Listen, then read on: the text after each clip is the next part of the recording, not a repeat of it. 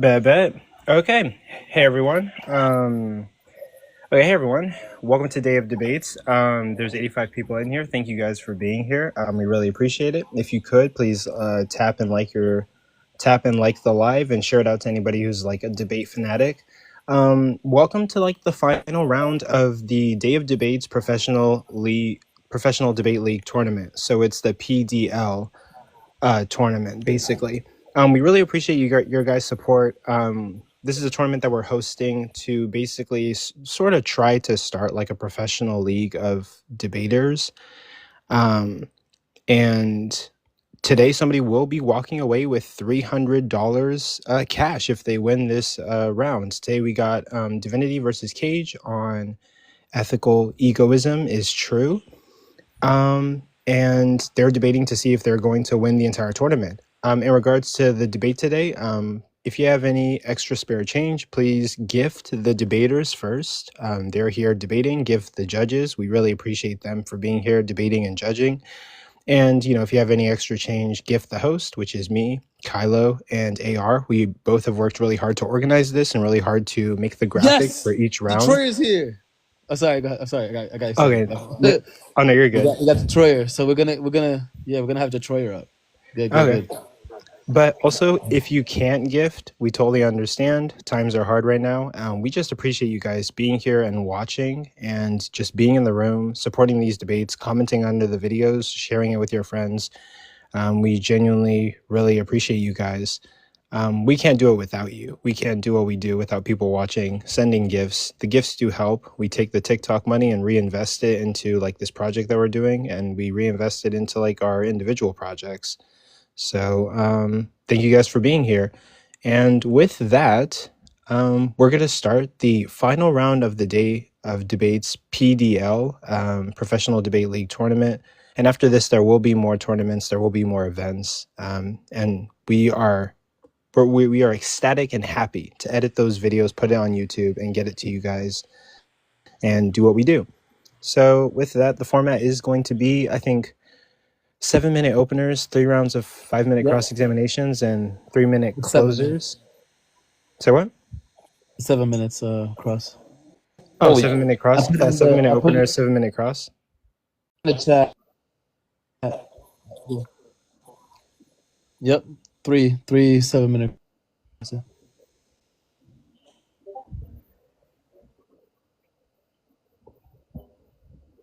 Oh, sorry. Okay, yeah, we can do like...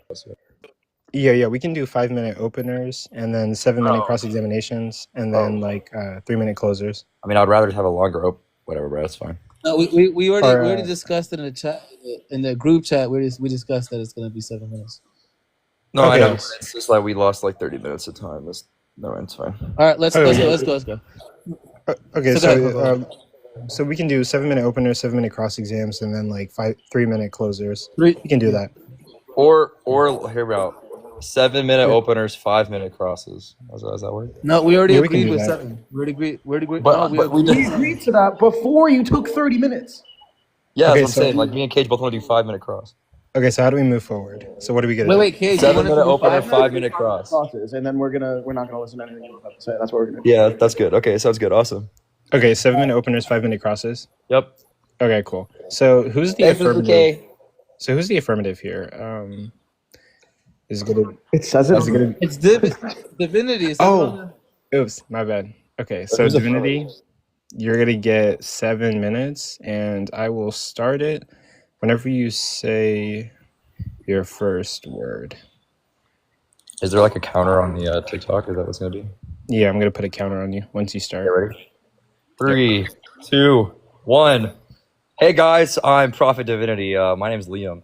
I'm a finance and philosophy undergraduate. I'm pro-choice. I'm a feminist. I'm a liberal. I'm 5'11", and I'm an advocate of objectivism, the philosophy of Ayn Rand. Now, with respect to the proposition ethical egoism being true, what is ethical egoism, and why should we adopt it as our moral theory? Well, to answer this, I'm going to start with illustrating the background context from which I think we should form moral theories and normative theories alike. And essentially, here's it. Each individual confronts the same basic, constant, existential dilemma, which I will refer to as the problem of action. And this can be expressed as the question, how should I act? So to solve this problem, to deal with the reality of our power to choose freely, or seemingly choose freely, human beings will construct moral codes and ethical theories to guide our actions. That's the purpose of them. So deontology, utilitarianism, virtue ethics, egoism, they all serve the purpose of guiding our actions by discriminating between right and wrong, good and bad, proper and improper, etc. Now, why should one adopt egoism, or any moral theory for that matter, as opposed to any other moral theory? This question poses a challenge for all moral theories and all normative theories as a whole. In answering the problem of action, which is how we should act, in constructing a moral theory, there is an implicit answer to a meta-level problem, which I will call the problem of moral authority, which is the question, why should we act? In defending an answer to the problem of action, we must first escape denialism. We first must establish the context behind acting at all. We must first explain why man acts, if there is to be any reason, in order to construct a theory about how we should. So the only plausible answer to the problem of moral authority seemingly is by appealing to hedonic psychology. So that's the feeling better or worse. That's positive experiences, affective states, pleasure, inherently motivating experiences, emotions, conscious incentives for something, those kind of things. Experiences with a hedonic valence. Now there's two examples I'm going to use to explain why this seems fundamental to agency or moral decision-making as a whole. The first one is by going with Aristotle's normal demonstration for happiness as the final end. Just reflect on literally everything you've ever done. Like, why do you do literally anything? I mean, why are we here? Why am I here? Why did it take 30 minutes for Detroit to show up, right? Presumably the answer is going to end up with something about, liking doing what they were doing. It's going to be about ultimately doing at the end of the day to feel a certain type of way, a certain kind of way that makes a difference on your emotional well-being. And that right there demonstrates that fundamental to agency, fundamental to making decisions is this component of having an effect on your emotional well-being.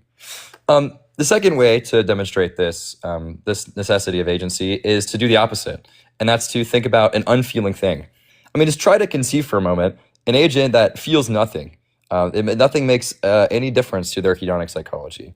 They don't feel better or worse doing anything. I mean, why would they do anything? Like, what would it even mean to say this person should do something? What would it mean to say that their actions are governed by norms? It just makes no sense to me to say that this person should do anything. If it seems like no argument at all would matter at all. So, kind of a fundamental component of agency here is the fact that there's kind of a give a fuck aboutness to acting, and norms have to somehow relate to and map onto the give a fuck aboutness of acting at all. So now that we've established that. The problem of moral authority, what I think the answer and the solution is enjoyment. Why we do anything at all, why agents act is for their own enjoyment. Now, transitioning to the problem of action, the only normative view I think that is completely consistent with having enjoyment as the end of morality is egoism. And that's the doctrine that holds the sole moral standard as one's own self-interest. That the good is that which furthers the interest of man, and the bad is that which harms them. My specific kind of ethical egoism is called rational egoism, or sometimes called virtuous egoism, which is characterized by an emphasis on the importance of being rational and objective to discover and pursue one's own interests. Now, all other moral theories fail at securing one's own enjoyment as the proper end of ethics, and therefore are unable to solve the problem of moral authority, disqualifying them as candidates for a successful moral theory. Now, to give some kind of preliminary comments on how the debate and the win conditions are going to go, it's important to understand that in order for ethical egoism to be true, I just have to establish the egoistic character of ethics. Now, there is debate to be had about whether or not going to the helping children is selfish, or any of these other things, any of these particular case examples. But I mean, those are broadly irrelevant to the actual point, which is that ethics is about your self-interest. Discovering what in particular counts as your self-interest. I mean, it can be kind of helpful to elucidate the concept, but it's not necessary to understand that morality properly has a selfish character. Attempted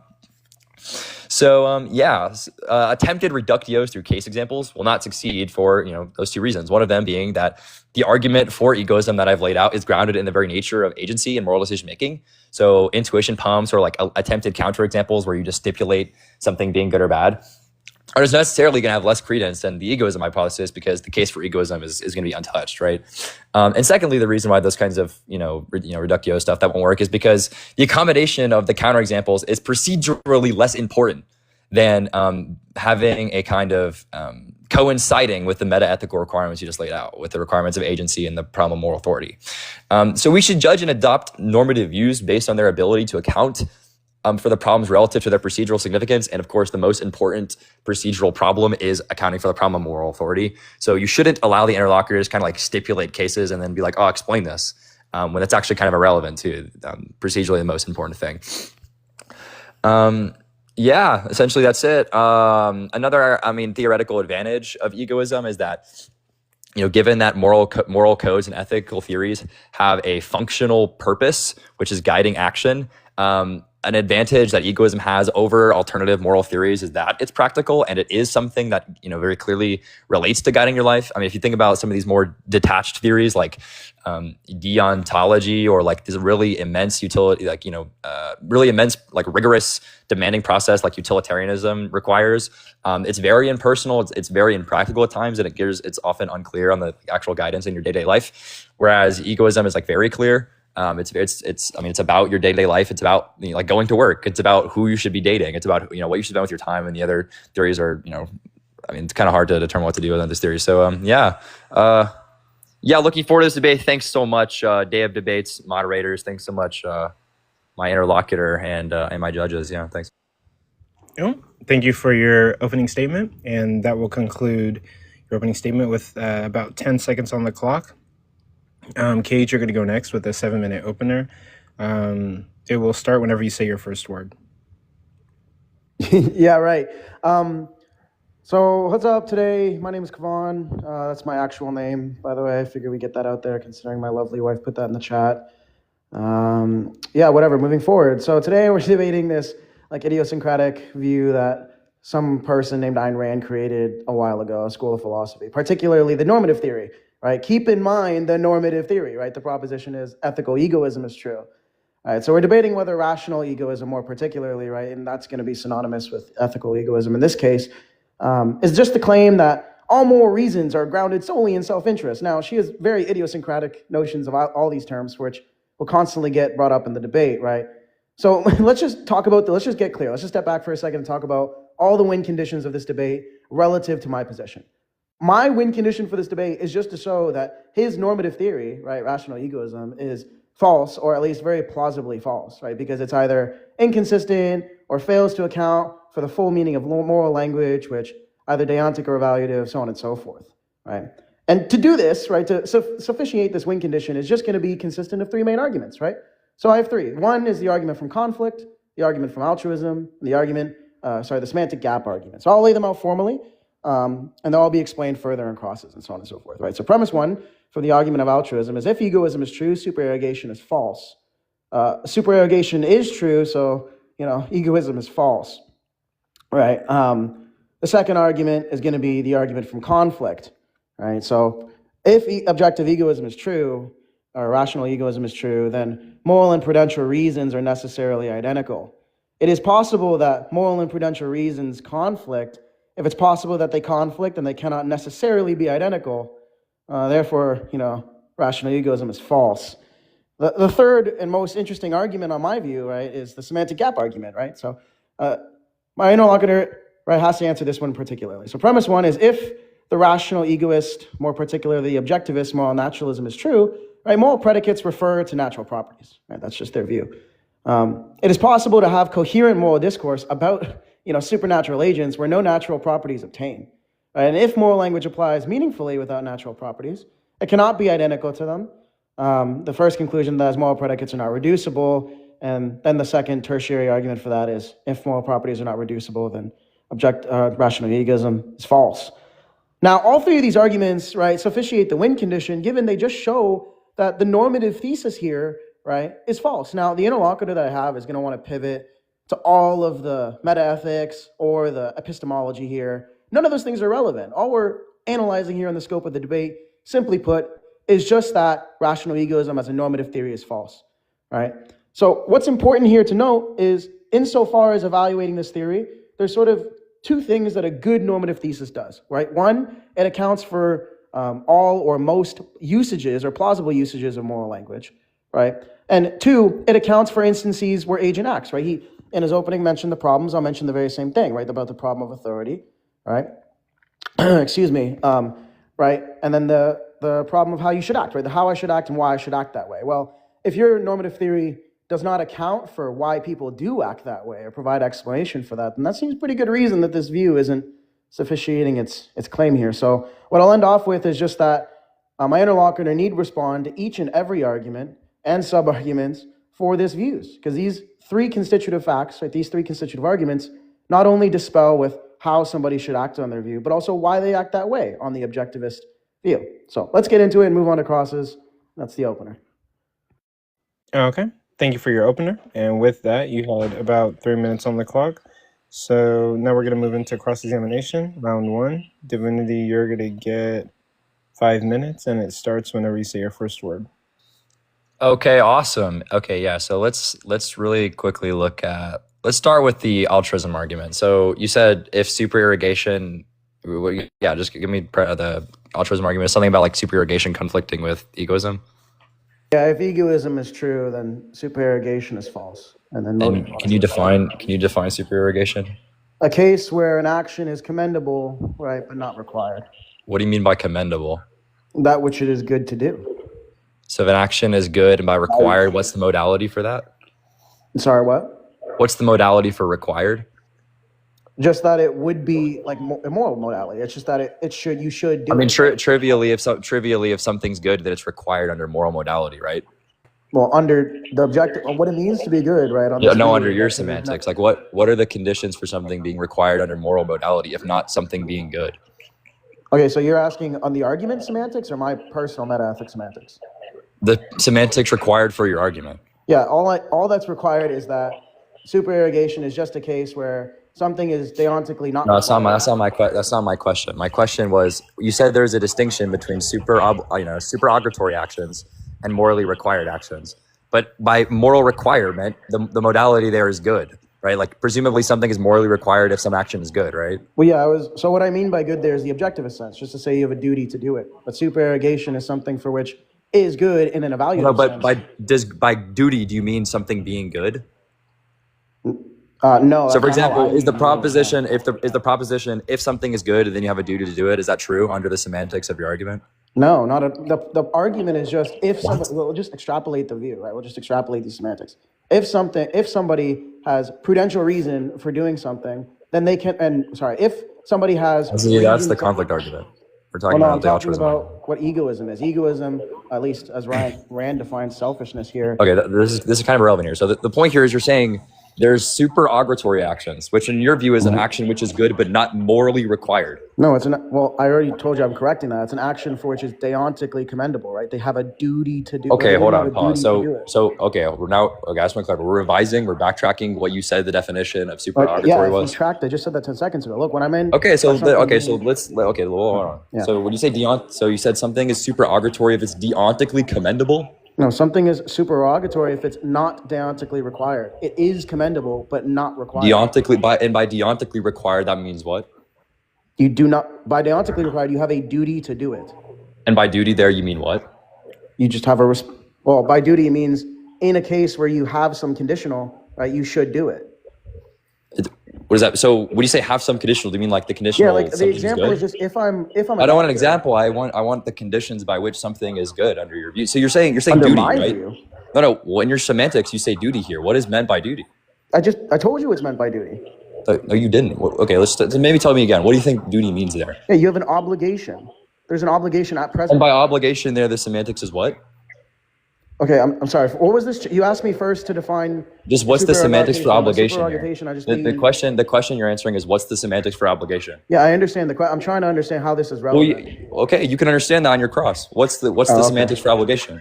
Yeah, just the regular deontic sense of obligation. Which is what? Define it. Hello? You're asking me to define what an obligation is? Yeah, and under your semantics for the argument, what's obligation?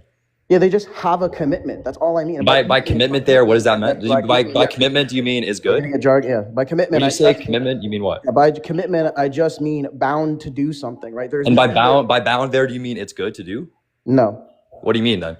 I just mean to be commendable. It's like people. And by commendable, I mean, there's just a fucking circle of terms you can't define. Well, look, if you'd let me give the stop stealing. I don't want an example. I want you to define what you're saying. What I'm going to say here. I'm not terrified. You're just not giving me a concise answer to my question. I'm actually going to give you instances, which obviously I don't want exemplification. I just want you to define the terms of your argument. Right. Well, okay. If I can't define it and I go to give you a meaning, would that be? You can't define. Sorry, true or false. You can define the terms in your argument. Well, this isn't a term of my. True or it's your argument. It's premise one. What are you talking about? True or false? At no point in my argument. At no point did you give me a definition that didn't repeat itself. True or false? You can give me a definition for the terms in your argument. The claim we're talking about is whether or not. Answer my question. Stop dodging. True or false? You can give me the definition for the terms in your argument. Yeah, false. Okay, so I mean, you just don't have a fucking argument because you can't give a semantic reduction of the terms. Good job. Okay, that's fine. I'll concede the rest of my time here. Okay. With that, we're going to move on to Kayj's first examination. You're going to get 5 minutes, and Steph's going to resay your first one. Yeah, right. So is it the case that you're absolutely dumbfounded by what supererogatory cases are and you're an egoist? No. Okay, so you have an understanding of what it means for something to be supererogatory. Yeah, I actually don't believe in supererogatory actions. Yeah, but that wasn't the question. I'm sorry, that wasn't the question. You understand what it means if an agent labels a case as supererogatory. Yeah, I know what you're trying to say. Okay, awesome. You know what I'm trying to say. Great. Then we can move forward, right? So it is the case, right, that on supererogatory cases, it's incompatible with the egoist view. Now, I just want to be clear here. What's your response to this? Yeah, because in the way that, given that you tried to define supererogatory in this like deontically required way, because I'm not a deontologist, because my ethics is axiologically grounded, I don't use the term supererogatory. Wait, I'm sorry, that wasn't the question. The question was... It was an answer to the question. Yeah, the question I just explained the motivation for the answer. Good job. My time, right? Remember? Yeah, it is your time. Yeah, Reclaim so it. let me reclaim that shit, reclaim right? it. How about you? Reclaim it, go. Yeah, so the case of the question I'm asking is, if you know what I mean to say here, right, you have a grasp of the concept, then just engage with the concept. Is that a question?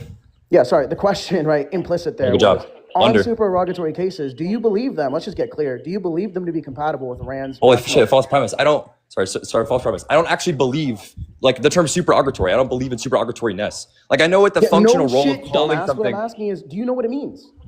So I'm telling you, if I know what it means, you think I'm saying, do I know what functional role it plays in the argument? I know what functional role it plays. I'm asking, do you have a grasp of the concept? Right, when I say... Yeah, I know what it means with respect to deontic semantics, yes. Hold on, Divinity, put a muzzle on it. Look, if I were to say, look, this case here is where this agent or subject displayed a supererogatory inclination or a supererogatory feat, would you know what that word is capturing there?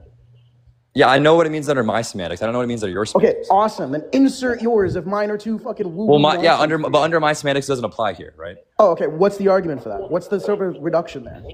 Yeah, I'll explain it for you. So supererogatoriness is usually understood as something being over and above the requirements of morality. Now, I don't believe it's presumably the requirements of morality. In moral modality, something is required if it's good, right? So just trivially anything that you should do is morally required. What's the argument that we're collapsing deontic and evaluative properties? Well, I didn't say that. Holy shit, where'd you get that from? You said something is good insofar as it's required. No, I said under moral modality, presumably something being required by morality just is just to say it's good. Yeah, that's right. Okay, so let me be clear here. Yeah, because I'm not a deontologist. I'm axiological. Let me just be clear. Do you take, right, so just so I understand, you're an axiologist, right? So you actually don't think deontic properties are a thing? If I deontic, yeah, I don't think deontically. I think axiologically. Yeah, so you just wait. I'm not asking if you think this way. I'm saying, do you collapse axiological properties with deontic ones? What do you mean by collapse? Yeah, if you were to say something is right, would that be identical to saying something is good? When I say something, well, I mean, it's context dependent, right? I mean, you could say the terms. It's context dependent on what? What's the conditional?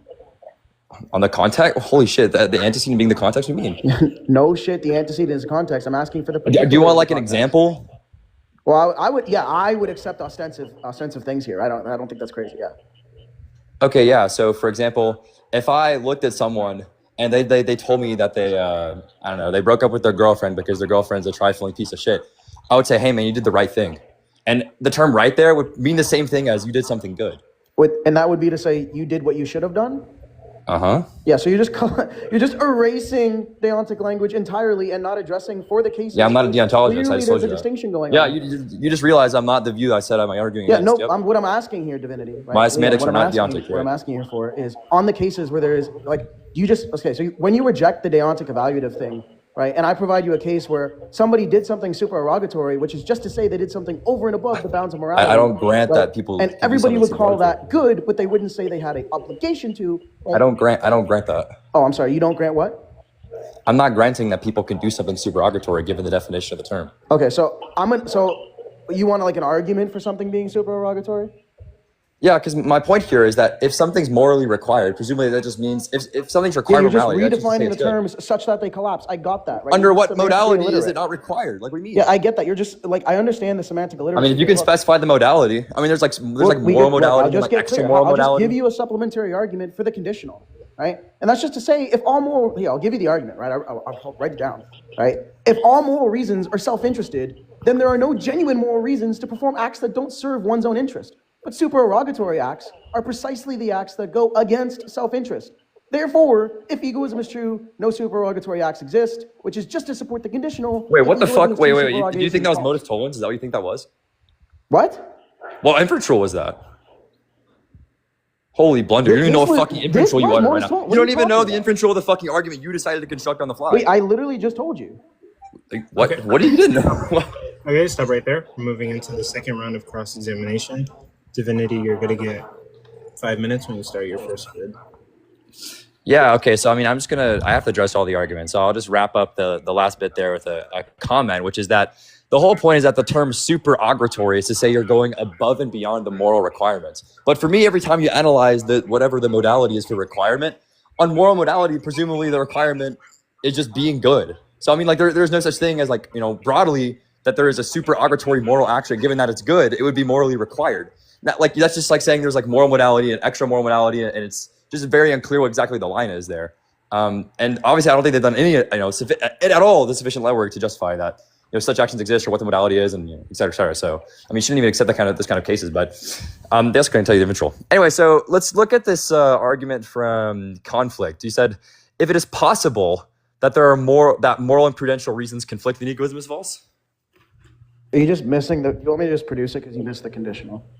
Sorry, that's premise 2 though, right? Yeah, the premise 2, it's possible that moral and prudential reasons conflict, yeah. On what modality? Asking the modality of the conflict? The modality of the possibility in premise 2? Oh, yeah, just logically. Why would that make egoism false? Given premise 1. Like, what's the argument for premise 1, actually? Yeah. Actually, sorry. Repeat premise 1 so I'm not missing it. Yeah, premise 1 is if rational egoism is true, then moral and prudential reasons are necessarily identical. And that's logically necessary? Yeah. Why would that be a requirement of fucking egoism? Because do you take prudential reasons to be... I'm looking for an answer. I'm not looking for a question. What's the argument for premise 1? Because on the case where Rand defines reasons as solely prudential, all moral reasons as solely prudential reasons... Why would I assume that quantifies across all possible worlds? Why would anybody interpret that? Are you just asking for the argument for the conditional? That's what I asked you for, and then you started yapping. No, you didn't.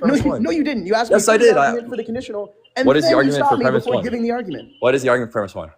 Okay, I'm glad we finally got to it. Holy fuck, right? So objectivism, right, holds that the only rational is that premise 1 is the. I'm sorry. Do you agree with this before? Because this is a term. Can you just give me a supplementary argument? Yeah, I just need to get clear on the terms. Is that fine? I don't need a runway, bro. Just give me a supplementary argument. All right.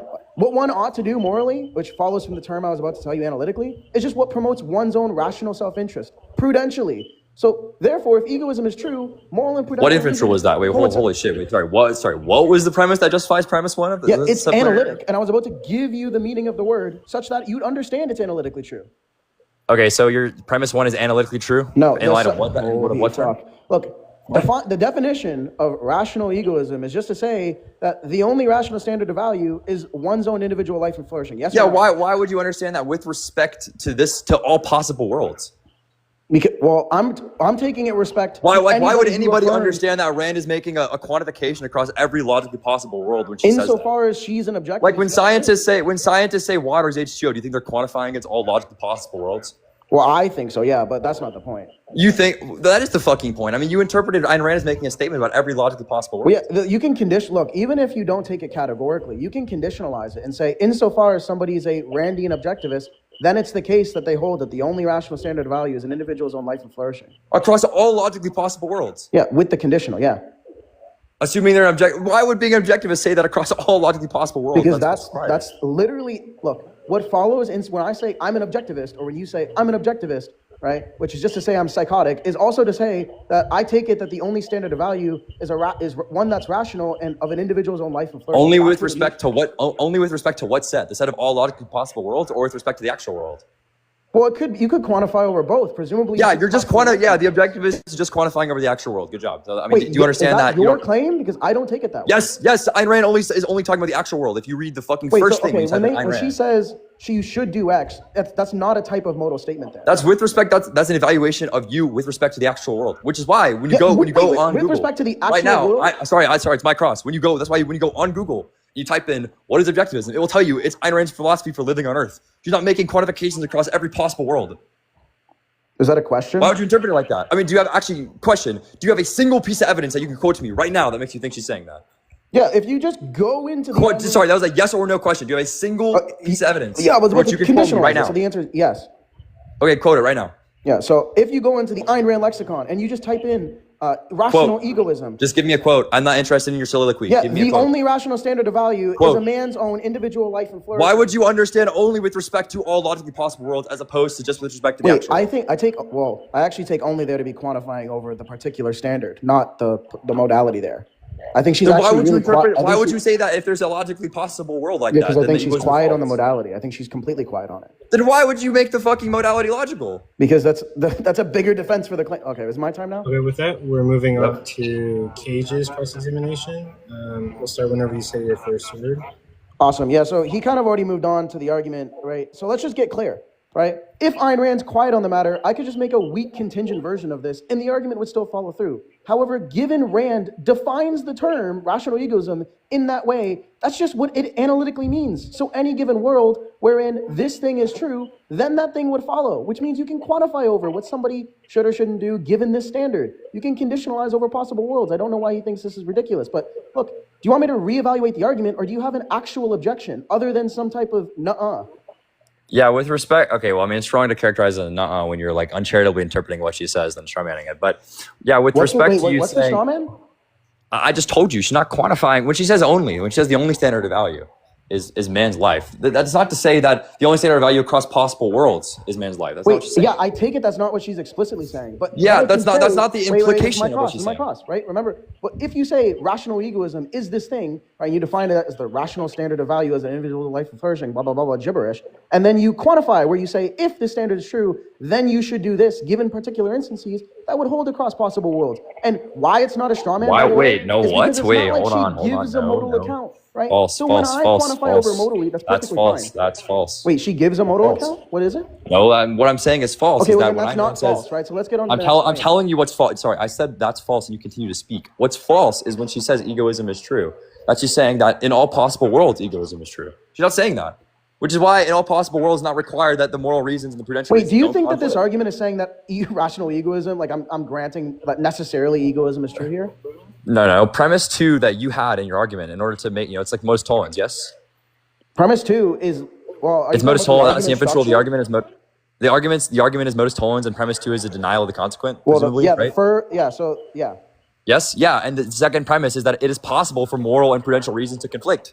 And the possibility there is quantified across all the possible worlds. But Ayn Rand's not saying in every possible world egoism is true. So I don't know why you would interpret her saying that. Because I can interpret it because it's what she means by the word. You're interpreting her saying all possible worlds are egoism. No, I'm interpreting what she means by the word and then adding a conditional if this thing is No, you're not.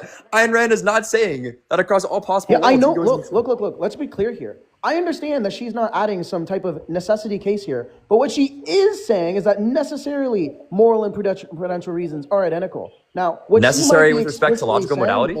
But she might be with respect to logical modality? My microphone is here. What? She's not saying that with respect to logical modality. She's not commenting on the modality. Do you have any piece of evidence that would talk about what modality she's quantifying over? Well, yeah, obviously, like the entirety of Ayn Rand's literature. Cite one thing. Quote it. Sure. Okay. I mean, I need a lot of quotes here. You want everything? Yeah, I want one quote that explicitly. You can take her essay on the analytic synthetic, or Peikoff's essay on the analytic synthetic and Ito. Wait, his? Yes. Okay, so when we say Ayn Rand's objectivism, you think I'm talking about Leonard Peikoff? When I say egoism is true, what do you think I'm talking about? I told you. Ayn Rand's ethical rationale. You literally said in your opening. If you did slightly any research, you know that. Remember, you literally said in your opening by Ayn Rand, ethical egoism, which as Ayn Rand means it. I don't take that Peikoff and Rand are identical people, right? You might take that, but it's the case that if you can't produce a quote where Ayn Rand particularly commits to a particular modality given this argument, then I can quantify over it. That's not required. Find it uncharitable. That's not required. Just to say that the view is That's not required. So That's not required. So let's if just you move use on. slightly, I'll tell you Is why your it's not argument required. only that the I'll tell modality you of why. the argument is false, and you don't actually I'll have tell any you. I'll tell real you. I'll tell you claims? why. Look, when you say, look, no. Okay, well, which one are you going to address? The first thing about what's required of me quoting Rand, or do you want me to address the other thing? Well, first thing, I don't think you can produce a quote by Rand. You said Peikoff, right? Yeah, Peikoff is the foremost Rand scholar. Like, Right, you can but quote you him. said in your opening, you're talking about how Rand uses the term. You Yeah, actually said Peikoff is. rational Do you hear what I egoism by said? Rand. He's a Rand scholar. He can like, what are you talking? Like, he's a trustworthy source on Rand's philosophy. That's like the whole purpose. Okay, That's his whole well, I'm function. willing to be charitable here and say, okay, what did Peikoff comment on the modality for this point? For this point, or with respect to Rand, she's talking about the actual world. No, It's very what clear is a using quote the by historical Peikoff evidence that Rand is not shows- quantifying against possible worlds. She doesn't speak like that. Well, she does speak like that. Presumably, when she says, "Look, a man Where? should do-" No, she doesn't. What? Presumably, when she says a man should follow his rational nature, which is just some metaphysical gibberish, what she's saying there is metaphysically, it's the case that these men have this nature, and if it's the case that men exist in a possible world, they have this nature. If men exist in a logically possible world or a metaphysically possible world? Well, take it that if men exist, then it's Do you see obviously this both equivocation? Do you see this metaphysically and equivocation? logically possible. You see this equivocation? When Wait, Ayn I'm Rand not makes statements. equivocating on. Look, did you not just hear what I just said? Look, I'll finish my time. I heard there. so. That's why I'm saying you're equivocating. When she says that it's metaphysically a man's nature, and I say in some possible world where man exists, obviously it's the case it's both metaphysically and logically possible. That doesn't mean I can't quantify over it logically, given metaphysical and That's not the contention I'm making here. We have to stop it there. Now we're going to move on to the third round, Divinity. You get 5 minutes on the clock when you start your first word. Sorry, I got a call. I might get one in a second. Okay. Yeah, sorry. So, yeah, I just want to make a super last point on this, like, prudential moral reasons thing. I mean, when Ayn Rand says, hold on, I'm getting fucking spam by a call. Hold on. When Ayn Rand says that the only standard of value is one's rational self-interest, I just want to clarify that that's one's standard of value with respect to certain antecedent conditionals, like the fact that she's quantifying over the actual world. She's not quantifying over all men in every logically possible world. She's not making a statement like that. I just want to clarify. So when the argument is supposed to motivate itself by saying it's possible that moral and prudential reasons conflict. Well, if the modality is logical, then like simply there being a logically possible world where that is the case does not necessitate that egoism is false, because egoism is in a statement about the non-conflicted prudential moral reasons across all logically possible worlds. It's a statement about them in the actual world. So I mean, let's not troll here. Now I guess I'll just ask for an argument motivating. Actually, yeah, let's just look at semantic. We'll look at the third argument. The semantic gap argument. So I mean, you're just asserting rational egoism as moral non-naturalism, moral naturalism. What was your question? Sorry, you yapped. You're just asserting that rational egoism is moral naturalism, yeah? Well, you're a synthetic naturalist. That's the assertion you're making? Well, yeah, it's just trivially entailed. Yeah. Define synthetic naturalism. You hold that moral facts are identical with, constituted by certain natural facts. They're constituted by? Yeah, that was the exclusively natural facts? Sorry, what? Exclusively natural facts? No, synthetic naturalism, right? Your view holds that moral facts are identical with or constituted by certain natural facts. Yeah, and by natural fact there you mean what? Well, natural here can pertain to a bunch of things. I think the way Rand uses it is, as belongs to physicalism or as belongs to causal trains. Yeah, so fun fact, just already fucking insane blunder from you. Ayn Rand has never described herself as a moral naturalist and a synthetic naturalist. She doesn't even use the term synthetic, okay? And what you just described, I wouldn't co-sign and Rand wouldn't co-sign. It's actually not a commitment made by my argument, made by me defending the proposition, and you invented that. Oh, I have a quote? Yeah, please quote me. Go for it. Yeah, so she says that objectivism specifically grounds the good in that which sustains and promotes life, which if you don't think that which sustains and promotes life is certain natural facts, then what the fuck is she quantifying over there, Liam? Wait, okay, hold on. So Ayn Rand believing in natural facts being relevant to morality is not the same thing. Hold on, I'm telling you right now.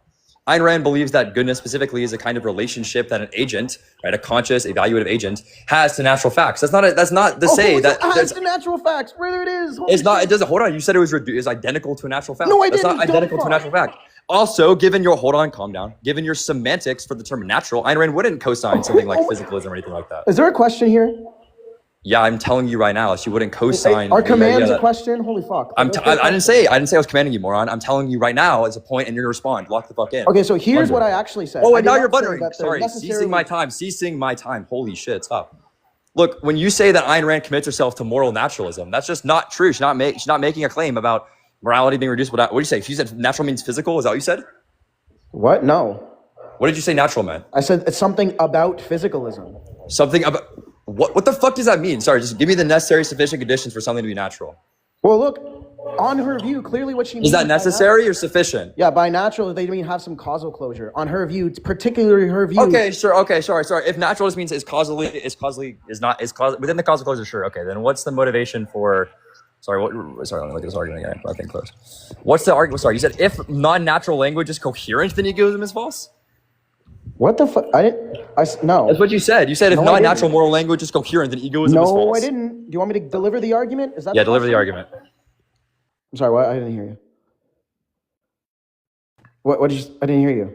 So I got a call. Yes, deliver the argument. Okay, if moral naturalism is true, moral predicates refer to natural properties. It's possible. Or sorry, that was premise one. Premise two. I just got a call. Can you start over? Sorry, this guy keeps that's fine. Premise one is if objectivist moral naturalism is true, moral predicates refer to natural properties. P2. It's possible to have coherent moral discourse about supernatural agents, aka no natural properties. P3. Wait, what the fuck? Do you interpret rational egoism to be a semantic thesis? Well, actually, we're getting to my point. Holy fuck! Holy. Yes or no? Let's get going. Yes so or do you want no? me to finish the argument, or do you want to ask? That was a yes or no. That was a new question. Yes or no? I take it that it doesn't have a semantic thesis. That's the problem. Then why would it be the case that if the language is coherent, then it's a contradiction to her view? Well, you were about to get that in the third premise. Just hold on a second, Liam. Okay, sure. What's premise 3? Yeah, if moral language applies meaningfully without natural properties, then it can't be identical to them. Before is moral predicate. We'll start Kayj's cross-examination, and you can continue. Is this the last one, or? Yeah, this is the last one. Do I don't have another? I'm just trying to get clear. I don't have another one here. This is your last one. Okay. Yeah, so I just want to point out here a couple things. One, Liam didn't address the first two arguments. And in the third argument, what he failed to do horribly, right, was say that there's some type of contradiction and that Ayn Rand has never in her life commented on the type of thing for which promotes or sustains life rationally. Like, guy's never even read Ayn Rand in his life, apparently, because all I had to do was quickly pull up a quote. But anyways, on the argument that I delivered, Liam, the first conclusion is that moral predicates do not equal natural properties. P5 is that objectivist egoism entails moral naturalism. And conclusion from there follows from premise 3 and premise 5 that objectivist egoism is false. Now, I just want to give you a case scenario, right, where your semantics entirely fail. So have you seen the show Lucifer? That's the question. No. Okay, Lucifer is a show with Tom Ellis, right? Sexy ass motherfucker, by the way. And Tom Ellis is an angel derived from God, all right? And this angel is running around with other angels. And let's just stipulate here that this angel did something wrong, right? He harmed somebody else or what have you, whatever you want to use there. On the case where he does this, how does your view, obviously it's a case where if what's meant by natural and you think that all these things are reducible to these things or constituted by certain natural facts, well, the entire sentence about Lucifer hurting Amenadiel is intelligible, right? All of that stuff is intelligible, except what's meant by wrong there. If what you mean by wrong is some type of causal closure, right? Or some type of thing about physicalism. So on this view, how does your view seem to answer the why this person acted this way, which is one of your criterion for a good moral view? Holy straw man of the view. Yeah, so a couple things. That when objectivism is making a statement about rational egoism, and you're framing them as saying moral naturalism is true, which is again something Rand doesn't say. You're putting that label on her and giving her these commitments. When they say that, and then you take that to say Ayn Rand is saying that moral predicates equal natural properties. That's not to be a uniform semantic thesis, right? And that's not to say that there's coherent meanings of moral statements that are non-natural. She's not saying that the only fucking intelligible fucking moral semantics are hers. She's never said that, and that's not a commitment of her view. I mean, that's the first thing. Now, with respect to the Amenadiel thing, obviously, if angels and heaven and Lucifer, they're causally interacting in all these different ways, like presumably they would fall under Ayn Rand's semantics of natural. And if you're confused about why that would be the case, well, the reason why is because Ayn Rand doesn't use the term fucking I'm a moral naturalist. Like, okay, if it falls under natural language, what is meant by natural there on her view? You brought that up. Well, yeah, you're saying it can be captured. So what's meant by natural in her? You brought it. I don't speak using that terms, and neither does she. You brought this up, and then you want her to. Okay, let's just be clear. When she says that moral facts are constituted by certain natural facts, What does she mean there other than something like about something that's spatiotemporally extended and or something that's I mean, Lucifer is spatiotemporally extended, so I mean, obviously that's coherent out of the semantics. Wait, on his view? In the fucking show Lucifer, he like walks around the fucking LA. Spatiotemporally extended. But So it's understandable. What? Right, but what's meant by wrong there? What by what? Wait, okay, the same fucking thing that's meant by wrong when I do something. What do you mean? But because of you ground the good in that which sustains and promotes if fucking life. Lucifer's walking around on Earth with wings, that's natural as fuck. I mean, you're saying it's unnatural simply because we live in a world where that's not true. Lucifer is immortal. So on the case where he just gets harmed by this thing. What the fuck? The term natural is not to be understood. Okay, look, if angels were actually, there you go. Holy fuck. I'm telling you, if angels, look, I'm telling you, look, hold on. If angels, I just want to be clear on a question, Liam. Let me just ask the question. You can answer. Okay, sure, go for it. Give you time. Look, on the case where Lucifer is immortal, such that there is no promotion or sustenance of life, and whatever Rand means by that, what is accounted for by wrong? He's going to sustain and promote life in the show. I'm almost done. I promise. I'm literally 2 seconds, Liam. But it seems to be the case that people would still say that Amenadiel graping the shit out of Lucifer is wrong. Right. Yeah. So to clarify, under Ayn Rand's semantics, Lucifer is living. Okay. Now it's not required that living things by their very nature, that living things cannot, they have to be able to die. That's not required under Ayn Rand's view. If you look at the way she defines life, she says life is a self-generative, self-sustaining process. And that includes... I'm sorry, you said on her view, death is not required? Yeah, like if you fully understand the term death, and I can motivate just true or false, yes or no, is it the case that she says it's a strict dichotomy, life or death, and man's rational choices pertains to the continuation or flourishing of life? With respect to man, of course that's true. Oh, okay, so it's not... okay, fine. You know what, I'm willing to concede that Lucifer is not a man in the way that is that fair to say that Lucifer is not a man in that way? Lucifer is relevantly similar in some ways and not others. Yes. Yeah. Okay. So then, fine. Let's just let you get out of, huh? With that would be the end of the cross exams, unless you both agree to finish that last question. But then we move on to conclusions. You gotta ask him. Let's just move to closing, bro. Okay. Yep. We can get to closers. Divinity, you're gonna get 3 minutes on the clock for your closer, and it starts when you say your first word. Okay. Let's start with this.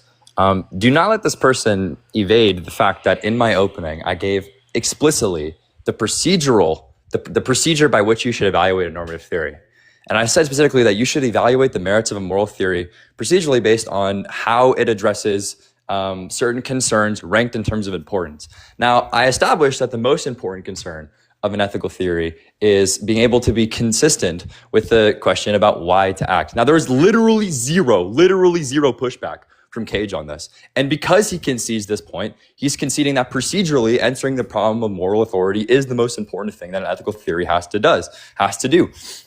And with respect to that, there was also zero argumentation about why ethical egoism sufficiently and is only the only ethical theory by which that meets the marks of living the life of enjoyment as the solution of ethics. None of the case in the first speech was addressed by Kayj, and that's a concession because in the case for the argument, you're conceding the procedure by which you should evaluate the round and by picking a moral theory. And that's exactly why you're voting for me. Now, with respect to the arguments, I don't really think we had an adequate time to address all of these because, I mean, they're all kind of in depth, but very briefly, we'll say this. With supererogatory actions, the idea is that if supererogatory actions exist, then egoism is false because supererogatory actions require that you go, above and beyond what is good.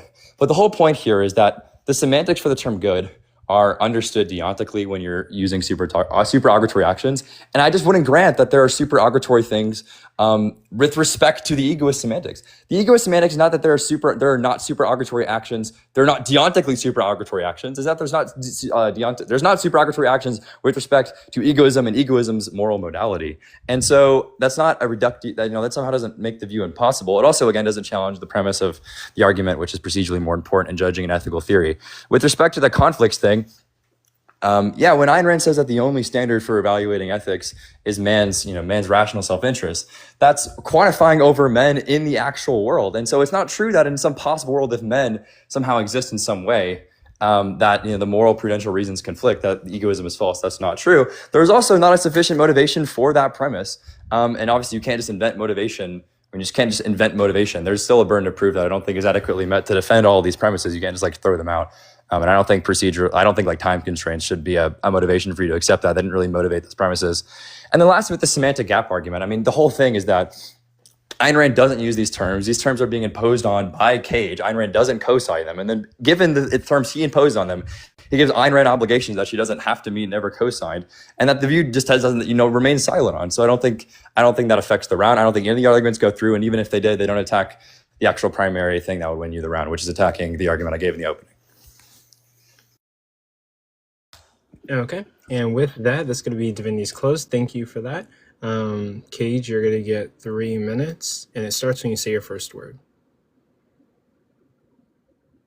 So thanks everybody for listening to that. Look, I mean, let's be really, really clear here, and let's get all of this like jargon jungle nonsense out of here that he's trying to confuse everybody with. He said the win conditions, and so did I. I just had to show that it's plausibly false insofar as it doesn't answer the questions that he commented on. So let's be clear on the first cross on why he failed to sufficiently show how his things are good, right? If what he means and Rand stipulates by good is some deontic sense, such that there's some duty or obligation present, then when you take cases like the grenade jumping on the ground or any altruistic case like I've mentioned, right? The folk wouldn't say that the agent or subject that jumps on the grenade is required to do that. That's fucking absurd. Nobody would say you're required to donate your kidney and any other altruistic case that can be mentioned here. What people do is they say, look, that's awesome. That's great. That's virtuous, right? And that's just to say that there's some type of distinction between that which is good evaluatively and that which is good deontically. So trivially, what you should do here is reject this dumb collapse of the semantics as Ayn Rand would put forth, because it's stupid and doesn't capture the way people use moral language or capture why people act altruistically, which on his own matter is why, a normative view would be dog shit. So it doesn't capture people why they act or why people act this way more aptly, right? And then the second round, he said and started out the round that, on the argument for moral conflict, it is the case that there's no type of issue here on how people use moral predicates, and he said that Rand is somehow not a synthetic naturalist, even though she clearly does use that type of language and can be categorically placed there. Yeah, sure, she rejects Kantian ideas, but I don't think that's relevant for the structure or function of her view, right? And questioning that was absolutely derailing. And he's right, we didn't have enough time to get through my premises because his entire strategy of the debate was to make sure I couldn't do that because it shows that his view is more plausibly false, right? The whole point about prudential reasons not being identical to moral reasons, as I talked about in cases where people have prudential reason for an action but have moral reason against it, is just to say that there are obvious cases of this. Like when a vegan is out late at night and the only store that's open is a goddamn hamburger spot, right? Like that's the whole point. The whole point is that if there's a hamburger spot and this vegan is about to unalive, they have prudential reason to do it, but obvious moral reason not to. Right? That's the distinction there, to not collapse prudential and moral reasons. I don't think the folk use this language, and I don't think that people would agree with that. Hence what my argument aimed to display. And then the last thing, where Rand doesn't co-sign this terms of good and bad, natural or not, literally he agreed to it insofar as there's some causal closure, or insofar as there's some type of something about physicalism which left unquestioned, which I guess on his view means that you should accept that. And if you accept that, then you agree that on fictitious moral language, if you take it to be fictitious, his view doesn't capture it, which doesn't hold the first burden he showed up, which is why it's the case that people use moral language or how they should act, because people think it's wrong fictitiously. That's it. Okay. And with that, ladies and gentlemen, that concludes the entire debate. Yes, the entire tournament. Yeah, and the entire tournament. Yeah. Wow. So now, judges, what are we going to do? Do we give the judges some time? We can take audience questions while they decide. Oh, yeah, we got to do the polls. Let's do the polls. Yeah, we also have to do the poll. Yeah, take the audience questions, and then, the judges will... Yeah, I still love Divinity, but, I mean, you got to donate that money, bro. I'm just saying. Also, yeah, I hope there's no bad blood. It's a debate. But I don't know. It was a little spicy, but I don't think there was any bad blood. But you guys are good. In his previous debates, what do you mean spicy? This was common everyday talk. Oh, I mean, during parts of the debate, it was getting a little bit heated, but I don't think it was anything serious. Whatever. But I guess we can do audience questions and then give the judges. I'm doing the poll right now. Okay. Here, let's see. Anyone request, we can bring like one person up at a time, and then judges, let us know when you're ready to like give your vote. We'll give you some time. There it is. How do you record, by the way? Yeah, I'm gonna be. I think tonight I'll try to put this on YouTube. Actually, so I'll put this on YouTube and then make a post about it. All right, Foundation, you have a question? Foundation, free delegate. You don't know that you're up here? Foundation, you there? Okay, all right. Well, Yeah, we gotta get to the stop next with one. that. All right. There's nobody that wants to ask any questions? First, I actually I do have to do something, right? Like that wasn't rhetoric. Oh, okay.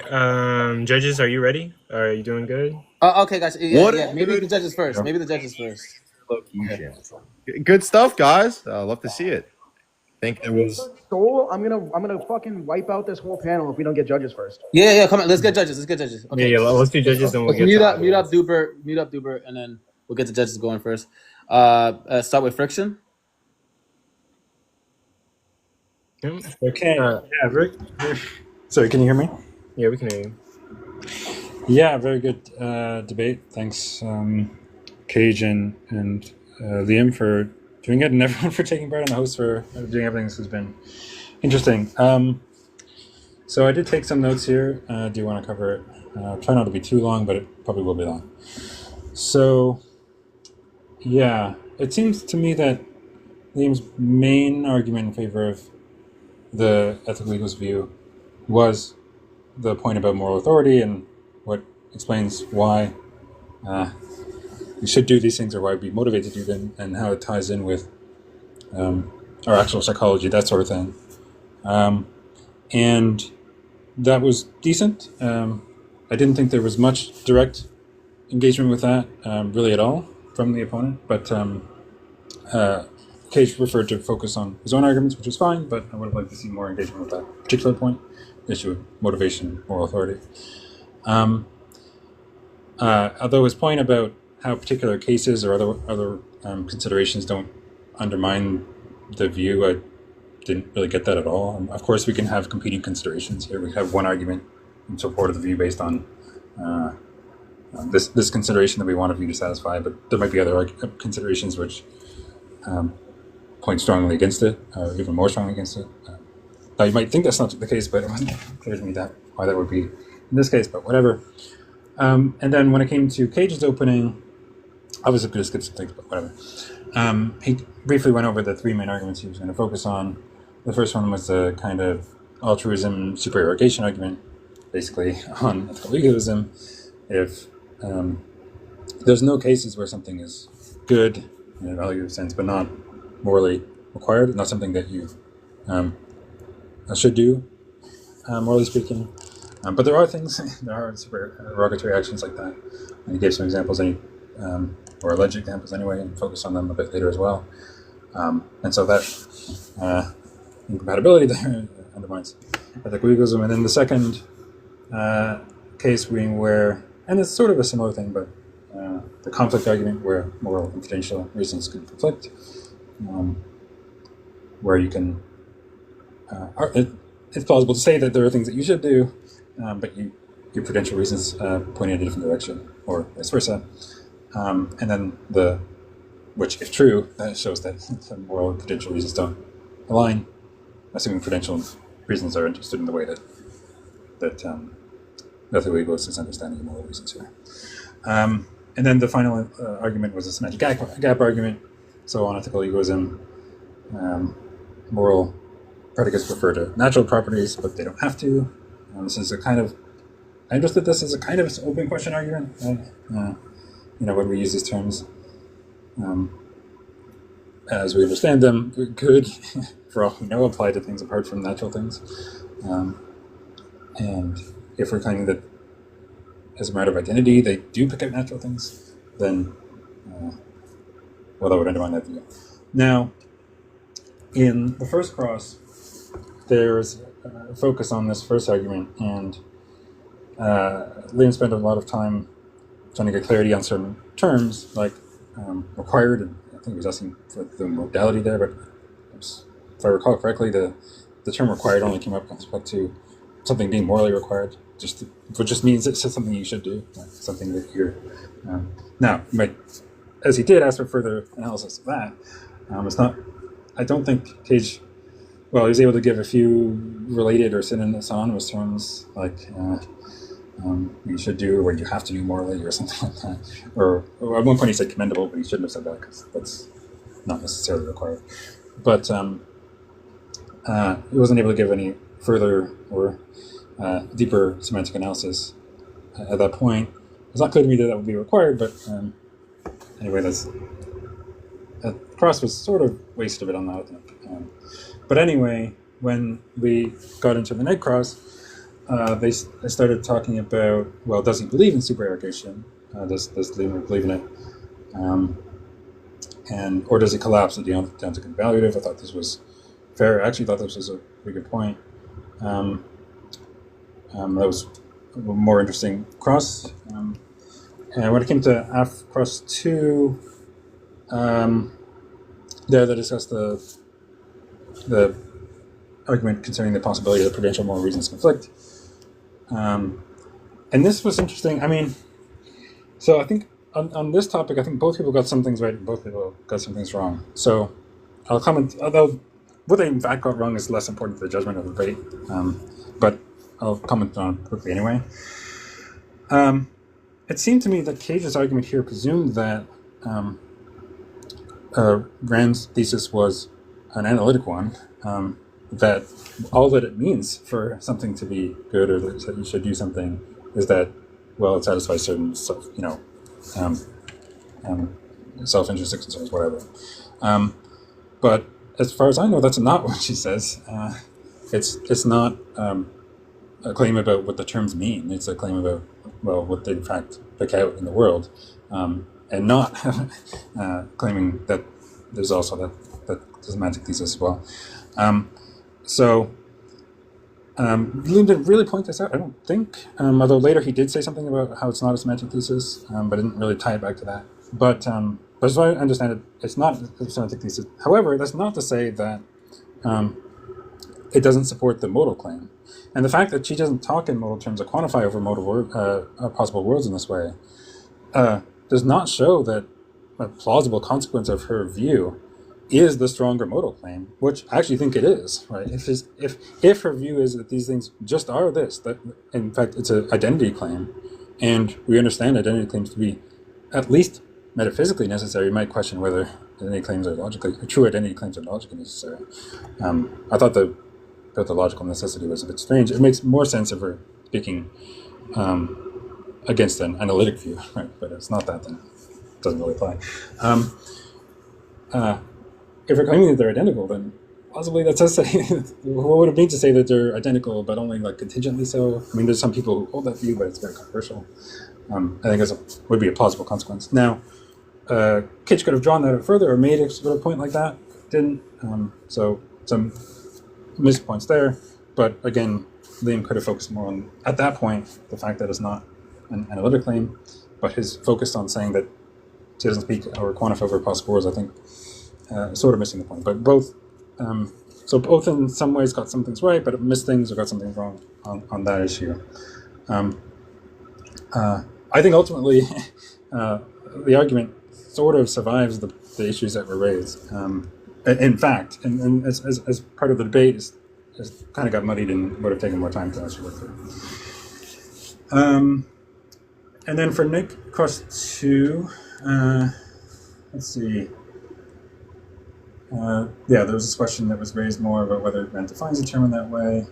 I thought, here Liam did make a good point. I don't mean to say that it's the first good point. Which is that, ethical egoism might be the thesis that, insert the thesis, but that doesn't mean that the truth of egoism doesn't require the necessity of it doesn't require that, the egoist claim doesn't require that egoism is necessarily true, right? You could be an egoist but think that, egoism could have turned out to be false, right? And I thought that was a correct point in response to the point that Kayj just raised up before that. And then they started talking about particular quotes from Rand and Leonard Peikoff, I think. I'm trying to pronounce it. But then they got back to whether we're talking about only the actual world or quantifying what possible was, and then I repeat what I said already about that. And then he talked a little bit about logical versus metaphysical modality. I think plausibly, if you don't want the identity claims to be logically necessary, maybe you want them to be broadly logically necessary, clarify that, then you would want it to be metaphysical modality in question. But regardless, in AFCOS 3, this now came up whether Rand was A, naturalist, and B, a synthetic naturalist. I thought it was a bit weird here on behalf of, well, first of all, I think she definitely is, I think her view, although she wouldn't use these terms, definitely does qualify as a kind of synthetic naturalism. But I thought it was weird that Rand, Kayj would say she's a synthetic naturalist at this point, but this semantic argument from earlier, sorry, it wasn't called a semantic argument, because I would confuse it with the last argument. The claim that it would be logically necessary on ethical egoism that the moral reasons and the potential reasons would be the same, it was based on it being an analytic claim, right? That what it means for something to be good is that it conforms to your self-interest, whatever. But then if she's a synthetic naturalist, I don't know. That seems to go against that. But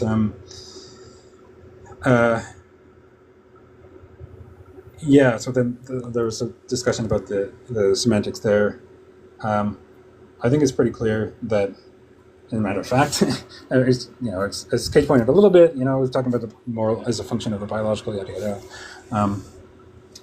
That it's a naturalist view, but the whole stuff about what are natural properties, I think that was quite clear or important. I'll just go for the cross 3. I did not like the example with Lucifer at all. I didn't really get that. I thought they did good to point out that, well, it does look like this would be a sort of example where Rand's reasoning would apply. Of course, Lucifer would have goals and have various things that might affect him and so on, and all the stuff relevant to morality in her view. Although I thought Kayj's other example with the omnipotent being, or something that's incapable of dying, a moral being or whatever, I forget. It was a moral being. That was a good example. Although in fact, Rand explicitly talks about an example kind of like this. She imagined a kind of immortal robot or whatever. Well, she's actually talking about an example from a particular quote, but whatever. The point is that she considered a case like that. And sort of bites the bullet, right, in the sense that this thing wouldn't fit the mold, but it doesn't really fully fit the mold, because if it could still be affected in certain ways, it might still have goals and aims. So it's not just the fact that it might exist or not exist, or it might die, that would be relevant for it having egoistic concerns. So yeah, I think that's a decent example, but there's some rejoinders, but that wasn't really explored, so I won't say anything more about that. Yeah, and then the close. I don't really have to say much more, because pretty much everything was not much more was brought up in the closings. So yeah, I'm not going to go over the close. I'll just give my judgment, which is actually really close for me. I think overall, I actually have to give it to Kayj. I liked his arguments and thought his points overall stood up better. Rhetorically, I thought Liam maybe did better on certain points, and he did have some points that he got better on, but overall, I think Kayj did better. Thank you, Long. Thank you. Okay, Kane is next. Kane, you can start whenever you want to. Okay. And thank you for being our judge today. Yeah, I mean, I just sort of, I kind of felt like the thing is, the Divinity guy, why are you laughing? The thing is, the Divinity guy, it just sort of so quickly came out with like such a condescending and aggressive attitude. It was really, it just made it kind of very, very difficult for me to, I don't know, it wasn't very pleasant, and so, I mean, that's pretty much my take on it. Hang on, where are you going? So, I mean, I don't know. Ultimately, I have to look at this as it's not just about presenting like formal arguments. You're putting on a performance. This is you're presenting it to an audience, and so if you're going to come out with that sort of attitude, you've got to be brilliant. It's like Frank Zappa. He was a complete prick, but he was also absolutely brilliant, so he could get away with it. I don't think any of us here are really brilliant enough to get away with that. So, I'm just going to wrap it up there. I don't have a lot to say, but my judgment is I give it to Kayj. All right, there we go. So I'm going to give the phone back. Mitch. Congrats, kids. Congrats, man. Congrats. Congratulations. The highest form of reason. Fuck you. Let's go. Congratulations, man. Congratulations. Round of applause. Let's go, man. Mitch, you want to give your argument? Yeah, Mitch, Mitch, you want to give your judgment? Liam clocking at Dodge Donald's, buddy. Over to Mitch. Wearing, Liam. What you wearing? Mitch. I got that dress you like, bro. I got that dress you like on. Mitch. Go ahead. Give us your judgment. Okay, yeah. So the openers, I gave to Liam Divinity because, the thesis was just clearer. The win conditions were clearer. It wasn't rushed. I felt like Kayj really rushed the syllogisms and then conceded time anyway. Gave up the time, yielded time anyway. So it was like you had 3 minutes left. You could have probably spelled out the argument a bit more. Given that, so the crosses. First cross again I gave to Divinity. Second cross I gave to Kayj. Third cross I gave to Kayj. And then closes I gave to Divinity. But overall, Kayj. I'll just speed through it. Because Kayj got to go. And it doesn't matter anymore. Okay. Wait. Mitch gave it to Kayj? Yeah, Mitch gave it to Kayj. Gotcha. Okay. Liam, my voice is gone, and my throat kind of hurts after that. Wow. What? But ultimately, we got to say, this was an amazing tournament. This is an amazing tournament with like amazing debaters, with like amazing topics. What a conclusion! Like lots of talent, lots of research done. Congratulations to the debaters. This is our professional league first tournament, and for the first tournament, Kayj has first place. Divinity, you have second place. Congratulations to both of you for outperforming a lot of competitors to get here, and also congratulations to the other competitors for like how well they did. This has been an amazing event, that spanned over weeks. Wow, bro. Rocky Balboa in this shit. Nobody thought I was gonna win. Little black kid from Canada. Look at that. Look at me now. Oh, I didn't know you were Canadian. I would have changed. Can I change my vote? No. That's a conflict of interest. Why isn't he talking? He's scaring me. Wow, man. Wow. Congrats, buddy. Wow, that was amazing. Hey, good job, guys. Oh, shit. Wow, bro. That was better than TV. Shit, man. Here, let me see. Okay, wait, hold on. I'll be right back. But actually, wait, Kayj, on Discord, send me your Venmo, Cash App, or PayPal. Venmo preferred. I was serious, man. Donate that. Oh, you wanted me to donate it to an organization? Okay. Tell us the organization. Kayj, tell us the organization. Can you donate it to the Ayn Rand Institute? It's my favorite Ayn Rand. He said that. Okay. Is that an actual institute? What? Yes, it's an actual institute. Yeah. Okay, send me the link to their webpage. Oh my god. That's so ironic. Oh my god. But yeah, oh, what an ending. Holy shit. Oh yeah, my what god. an event. Oh, wow. That's crazy, man. But everyone performed great. We love the event. The event was awesome. Thank you guys for being here. We are going to take audience questions. but I do know that Kayj has to go. And then yeah, we'll be donating the money to like the charity that Kayj said, or whatever, wherever he wants to send us to. Yeah, send me a link of their webpage. We'll send it to them. And yeah, this was really awesome. We're probably gonna do this again. Absolutely, definitely. There's gonna be more events in the future. And yeah, if anyone in this crowd of 128 people want to debate in the future tournaments, like send us a DM, and yeah, we'll try to get you in those tournaments. And then yeah, with that, we're gonna go to audience questions. And yeah. Wow, man. Wow. Okay, Forrest, go ahead. Kayj, are you now able to leave your Amish community with this $300? The $300 would have been going to feeding my horses and purchasing better Wi-Fi so I can debate on TikTok. Okay, we love you. Goodbye. Yeah, judges, you guys can drop if you want, if you want to hang out. You know, you're more than welcome to. It's up to you. And thank you so much for being. Why did Herbal do that?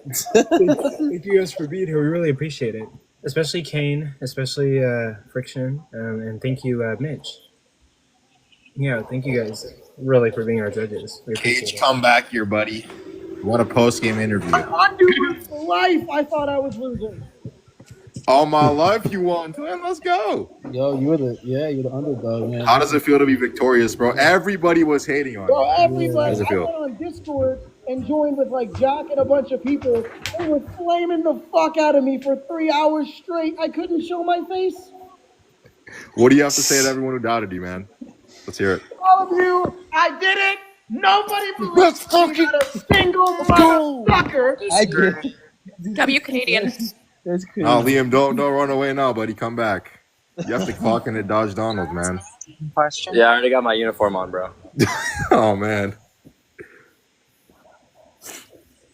Hey, Detroit, that was a long-winded soliloquy. I fell asleep there, man. Come on. Yeah, that was the first one that I actually took notes on. That was good. They be hitting on us. Sorry if I put you all to sleep. Someone said Ayn Rand's racism in chat. Like she didn't write an essay on why racism is evil. Hey, Detroit, That what do person you have in on the that chat now? was also saying she was for slavery. Ayn Rand actually advocated against slavery. You cannot have a free market with slavery. Verbatim is what she said. Liam disagreed. Liam, whenever possible. Yeah, go for it. I heard you say that you were a feminist and an objectivist. Based on my research, Rand did not support the notion of feminism because she supports radical individualism. So that would encompass that each person, using their own rational faculties, has the ability to further their own life standard. She even went so far to call herself a chauvinist. Yeah, I mean, Ayn Rand's commentary on feminism is broadly about like the waves of feminism that are egalitarian. So it's less of a commentary on like an objective view about the treatment of women with respect to them being individuals and deserving equal treatment, and more so a commentary on like what was the feminist movement at the time and their philosophical roots. So that's why I think the two things are consistent. Like if you understand feminism as an advocacy for the social, political, and moral equality of women, then Ayn Rand obviously endorses that. Is just like I said, all her statements are, it's kind of like an equivocation. She's not really talking about what I'm talking about when I say feminist. Talking about feminism in that day and age, and you're talking about more of the current age definition. Yeah, she's talking about feminism, the movement at the time, not feminism, the philosophical theory. Thank you.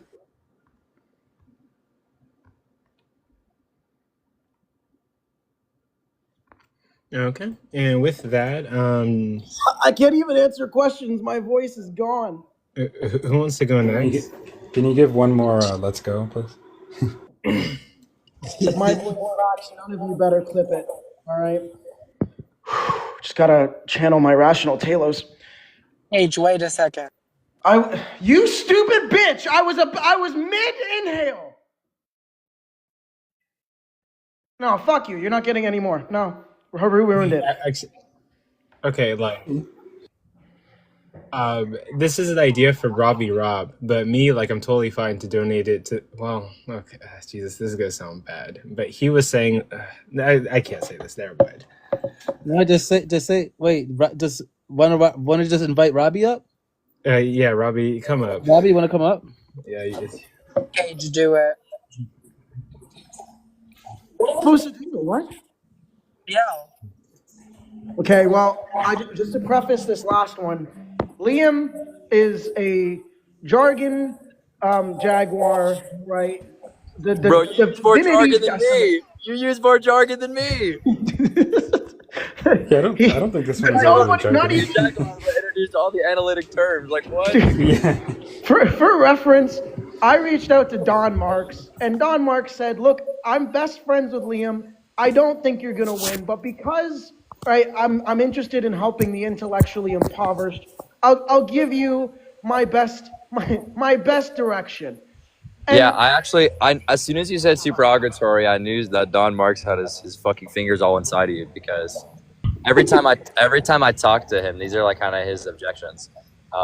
And like with the supererogatory, I mean, we could actually, like, part of it is like unironically, like when you run 3 arguments, it's like when you run 3 good arguments, like getting actually substantively speaking through it is like kind of difficult, because in cross-examination there's like a bottom line, right? So yeah, I mean, you can't really investigate them the way you should, but like I like to. I thought for the time you did pretty well of getting through most of it. Like obviously not in much depth, but like covering it at least somewhat.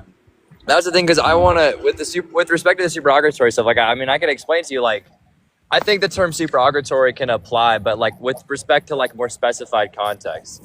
So for example, like obviously under my view, if something's good, it's morally required, because presumably being morally perfect is required more. That's like the strive of morality. So then like there's somehow like a sense of extra morality, which doesn't make sense. But if you said like, oh, I'm being a really good firefighter, then I can understand being supererogatory with respect to firefighter requirements, but not with respect to moral requirements broadly. And that's kind of my point. Yeah. Like I don't think there's supererogatory actions there. Like in the others, yeah. So I mean, it's really hard to explain that again when you have a bottom line. So.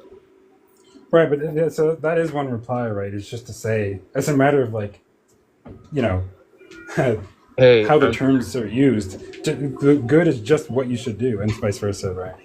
I'm driving real quick. I just want to say congrats, Kayj.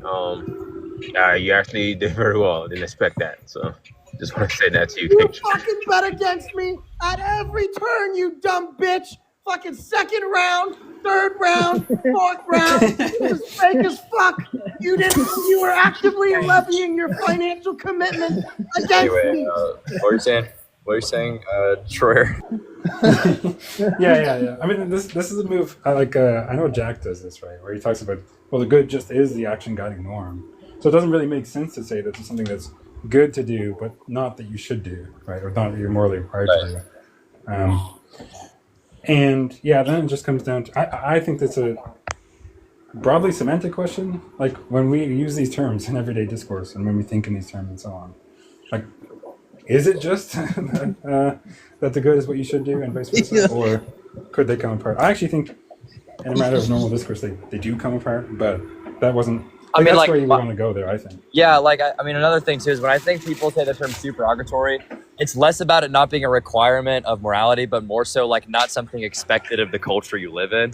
Like when someone says, like, wow, that's not required. I think their conception of requirement is like expected given the average person, which is usually like a mediocre moral agent. So you could make a point like that to try to explain away maybe some intuition in favor of supererogation. Like, yeah. Maybe people feel like there's supererogation because, you know, they're thinking with respect to social expectations or societal expectations. But really, if you thought more carefully with respect to moral requirements, no. That's kind of why I wanted to get clear on the semantics for the term, because if supererogation is literally like, oh yeah, there are actions that are above and beyond the call of morality, well then yeah, that it would be true that egoism is such and such, but that doesn't. But then I just would deny that such a thing exists. But if the semantics for supererogation were, oh, like if there are supererogatory actions, which is to say that people are acting above the like average of their culture morally, well then that doesn't make egoism false. Like that's kind of my point with the semantic reduction route. Yeah. Yeah, that's fine. Although I'm not sure, just trying to get a semantic reduction on things like good and obligation. I don't know how helpful that's going to. I mean, it's rhetorically maybe effective. Right. Yeah. Like I said, it's just it's a structural thing. I just it's all Yeah. Yeah. Sure.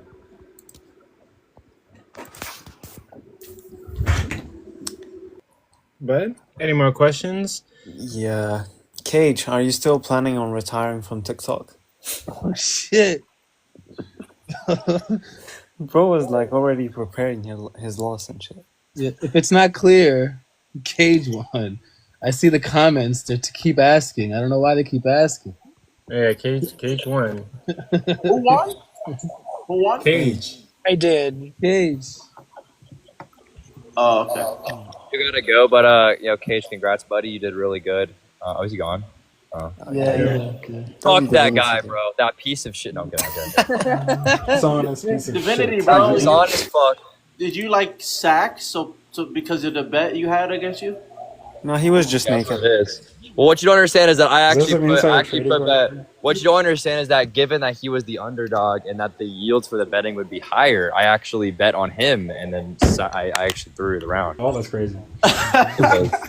Because I'm an egoist. Liam, maybe next time put some clothes on. Yo. Maybe. But no, I think both of you did very well. You guys are definitely the higher skilled debaters. But yeah, no, I told you guys. Black men always win. Well, that's okay. an empirical claim, which is falsified, but Divinity didn't finish. I'm gonna rotate my device. This I'm just kidding. White men always win. So either way, well, my guy. Either way, it would have been a white man winning. This is a professional platform, my guy. What are you on? It's a joke about Kayj being half. Oh. Well, okay. Well, but any further questions? Any What is going on? Fiction and friction? God, dude. Can I give a fun fact? Wait a minute. Go for it. Wait just a second here. Hang on a second. Wait just a minute. Hold up. This bottom of Wait a minute. Wait a minute. Can I give a fun fact? Go for it. I have actually beat Kayj in a debate about fast food. Okay, well, we're gonna have to see that one on film. That's not true. Well, so by if the debate Nobody remembers that. If the debate was who can eat more of it, I think we know who won. All right, that's too much. Oh my god, guys, please. All right, so Wait, Kayj could easily eat more fast food. He's like a body. wait, is that it? That's it? Yeah, that's what I was saying. That's it. All right. Well, I guess final words.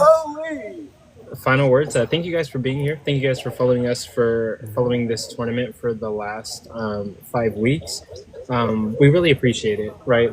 This project is me, OG Kylo, and AR trying to create a social media company where we bring professional debates to TikTok, and we just want more people to have access to professional content that will enable them to educate themselves and maybe get them more enthusiastic about debate and maybe get more people to debate more. And yeah, we really appreciate it. We can't do this without you guys showing up, without you guys gifting the people who debate, without you guys gifting the hosts, the judges, and also just talking about it. I think all of us, me, OG Kylo, and AR, and also the people who debate, the people who judge, I think it excites us to see people talking about our debates in lives and getting really excited about this content that we put out. We work really hard on it. We organize, we schedule around people's jobs and personal schedules. We try to book big clients, and we're going to continue to do so in the future and really try to build this up till maybe one day we can start hosting in-person conventions and in-person debates. That would be really awesome, right? To rent out a stadium, a mini stadium, and have people show up and shake hands with all of you guys and really show you guys how much we appreciate you guys. So we really try to make this professional. We're trying to bring professional debates to TikTok, and we can't do it without your support. So we genuinely appreciate it. OG Kylo, AR, if you guys have any further comments. I think you summarized it pretty well. Yeah, you did. Yeah, you said everything that I would have said. And thank you, judges, man. We couldn't have done it without you, man. Appreciate all of you. Yeah, I'll send you my PayPal. So Yeah. Send me your PayPal on the. So we can request. Well, you funny. Yeah, definitely. Friction. He was committed, man. Came every single week. Yeah, I mean, I did every debate. Yeah, we actually genuinely appreciate. Yeah, you came like every single weekend. Hey, Coco, you forgot to say thank you for your candor. Oh, yeah, we can conclude with the classic. I used that word because I watched like Divergent, the series, and I thought it was a cool word. But then I looked at the actual definition. I was using it wrong. But but we appreciate everyone being here, and thank you all for your candor. But yeah, we can't do it without you guys, and we hope to do more professional events in the future.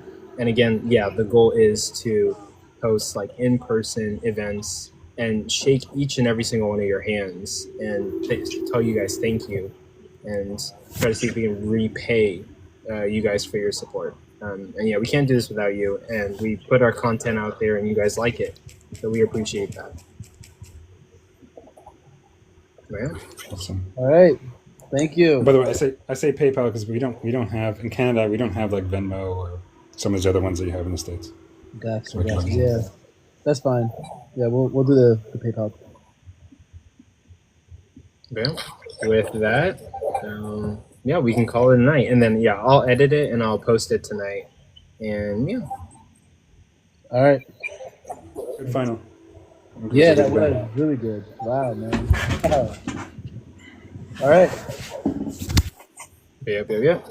I'll see all you guys around, and stay tuned for there's a Day of Debates event coming up. I'll send you and OG Color the details, but yeah, I was planning a Day of Debates event with like certain debates and some people that I'm bringing in. Also, yeah, I took some of the debates you sent me, AR, and incorporated it. But yeah. All right, man.